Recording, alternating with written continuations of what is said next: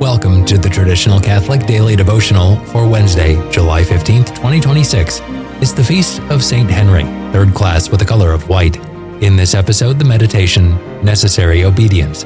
Today's news from the Church, what to make of the decree of the Dicastery for the Doctrine of the Faith on July 2nd, and today's thought from Archbishop Marcel Lefebvre. But first, the collect of today's Mass. O God, who on this day took St. Henry, your confessor, to the everlasting kingdom from the throne of an earthly empire, we humbly beseech you that as you enabled him, protected by the abundance of your grace, to overcome the temptations of the world, so grant that we, in emulation of him, may shun the allurements of this world and come to you with pure hearts.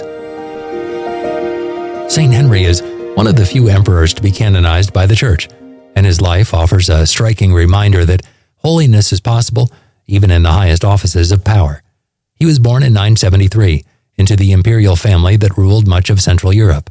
From childhood, he was prepared to govern kingdoms, command armies, and lead an empire. Yet those who knew him best noticed something else. Henry seemed to understand that a crown was not a privilege, but a responsibility before God. When Henry became King of Germany and later Holy Roman Emperor, Europe was a very different place than it is today.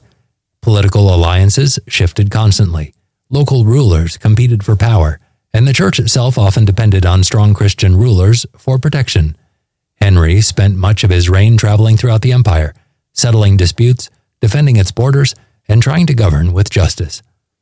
One of the greatest blessings of his life was his marriage to Kunigunde of Luxembourg. Together, Henry and Kunigunde became one of the Church's few married couples who are both canonized saints. Medieval tradition holds that by mutual agreement, they lived their marriage in perpetual continence, dedicating themselves completely to God while remaining faithful husband and wife. Whether people are called to marriage or religious life, their example reminds us that every vocation can become a path to holiness. Henry also devoted enormous energy to strengthening the life of the Church. He founded churches, monasteries, and schools throughout the empire, believing that a healthy Christian society depended upon vibrant centers of prayer and learning. His greatest foundation was the Diocese of Bamberg in Germany, established in 1007. Henry personally endowed it with lands and resources, hoping it would become a center for evangelization and the formation of clergy. More than 1,000 years later, the magnificent Bamberg Cathedral still stands as a testament to that vision, and both Henry and Kunigunde are buried there. Although Henry ruled an empire, contemporaries often remarked on his personal devotion. He attended the divine office whenever possible, cared generously for the poor, and saw himself first as a servant of God, and only then as emperor. His life reminds us that leadership is measured not by power, but by fidelity. Whether governing a family, a business, a parish, or an empire, every authority entrusted to us is ultimately meant to serve others and glorify God. St. Henry, Holy Emperor and Builder of the Church, pray for us. Today's meditation, Necessary Obedience. That we may correspond to the plan of divine providence, let us contemplate the universe. God created an ordered world, therefore a world with a hierarchy of beings. To realize this fact, all we have to do is admire the diversity of flowers, more or less beautiful, more or less fragrant, or contemplate the different brightness of the stars in a clear night sky. Let us also think of the angelic world. There are 9 choirs of angels. The 4 highest, namely the seraphim, the cherubim, the thrones, and the other dominations, serve God in being dedicated to contemplation alone, while the angels of the 5 other choirs fulfill outward missions. These are the virtues, the powers, the principalities, the archangels, and the angels. Thus, every angel has its place and its mission in the hierarchy established by God. It is the same with men. In human society, there's a diversity of gifts, of talents, and to unite men among themselves, it is indispensable that there be a hierarchy. St. Thomas affirms that in human affairs, the higher must move the lower by their will in virtue of a divinely established authority. Notice that obedience is not an arbitrary imposition of God's will upon ours. According to the very nature of God and of the creature, our life and our happiness, decided by God, can only come about through obedience. Society therefore needs an authority. Otherwise, there's anarchy. The role of authority is therefore to guarantee the common good of the society which it directs. To ensure this common good, the authority has to take care that the members submit to the laws which govern society, and that each fulfills, to the best of his ability, the role given to him. In spite of its possible failings, this authority is a participation in God's authority. That is why subordinates need to see God in their superior. To enter the plan of divine providence, let us take to heart to fulfill our function, whatever place we occupy in the hierarchy. Subordinates or superiors, let us engage our talents for the greater glory of God and the salvation of souls. This is taken and adapted from the book From Trinity Sunday to the Assumption. It's available at Angelus Press, and there's a link in the show notes. Today's news from the Church. What to make of the decree of the Dicastery for the Doctrine of the Faith on July 2nd.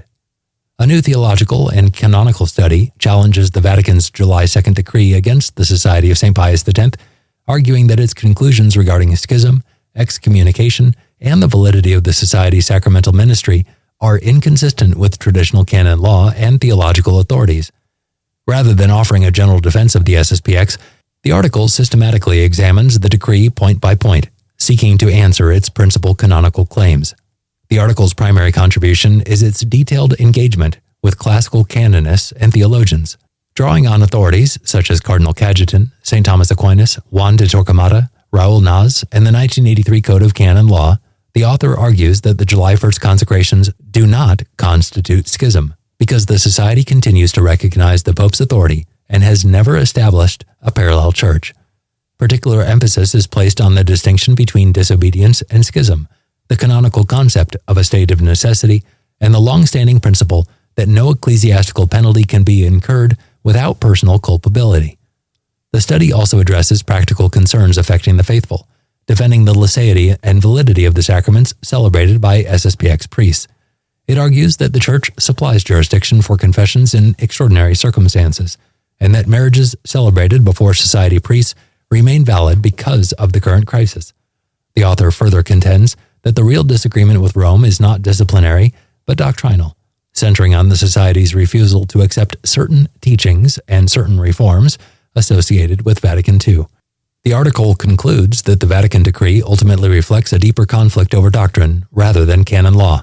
From the author's perspective, the canonical questions can only be understood in light of the broader theological disputes that have existed since the Council, and he presents the Society's continued ministry as an effort to preserve Catholic tradition while remaining within the life of the Church. To read this full article, please see the link in our show notes. Finally, today's thought from Archbishop Marcel Lefebvre. As a young seminarian at Santa Chiara, the French seminary in Rome, they used to teach us attachment to liturgical ceremonies.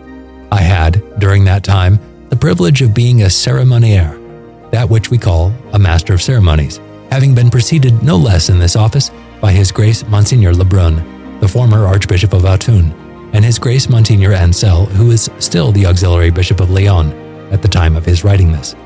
I was therefore a master of ceremonies under the direction of the beloved Father Hegi, known for his profound knowledge of the liturgy. We loved to prepare the altar. We loved to prepare the ceremonies, and we were already imbued with the spirit of the feast on the eve of the day when a great ceremony was to take place upon our altars. We understood, therefore, as young seminarians, to love the altar. This is taken and adapted from The Spiritual Life, published by Angelus Press. There's a link in the show notes. Thank you for listening. Until tomorrow, may God bless you.